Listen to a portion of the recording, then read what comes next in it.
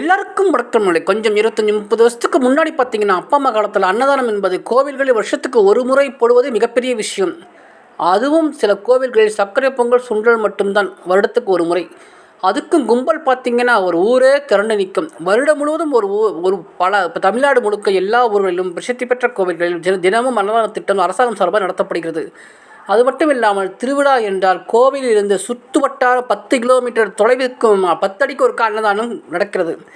அதையெல்லாம் வாங்குகிற பக்தர்கள் வேஸ்ட் பண்ணாமல் சாப்பிடுகிறார்களா என்பதுதான் முக்கியமான விஷயம். சமயபுரத்தில் தேர் அன்னைக்கு மெயின்காடு கேட்டிலிருந்து சமயபுரம் கோவில் வரைக்கும் சாலையின் இருபுறத்திலும் சாப்பாடு தட்டு அத்தனை கிடைக்கும். அன்னதானம் செய்யும் ஒரு நபர் 10 பேருடன் இணைந்து பல பேரிடம் வசூல் செய்து நடத்துகிறார்கள். சில இடங்களில் மிகப்பெரிய செல்வந்தர் தனியாக செய்கிறார்கள். இப்படி செய்கிறார்கள். நான் 5 சிப்பம் அரிசி இந்த வருஷம் போட்டேன், அடுத்த வருஷம் 8 சிப்பம் போட போகிறேன் என்று பெருமையாக சொல்கிறார்கள், பெருமிதமாகவும் சொல்கிறார்கள்.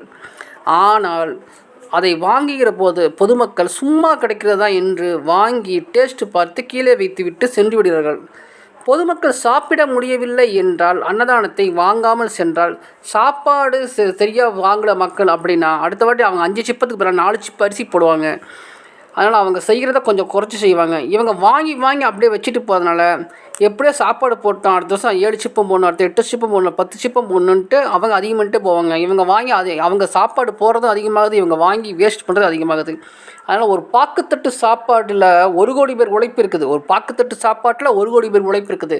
அதனால் பொதுமக்கள் சாமிக்கு பயந்து அந்த 1 கோடி பேர் உழைக்கிறாங்க பற்றி உழைப்புக்கு பயந்து சாப்பாட்டை வாங்கி வேஸ்ட்டு பண்ணாமல் போகணும்.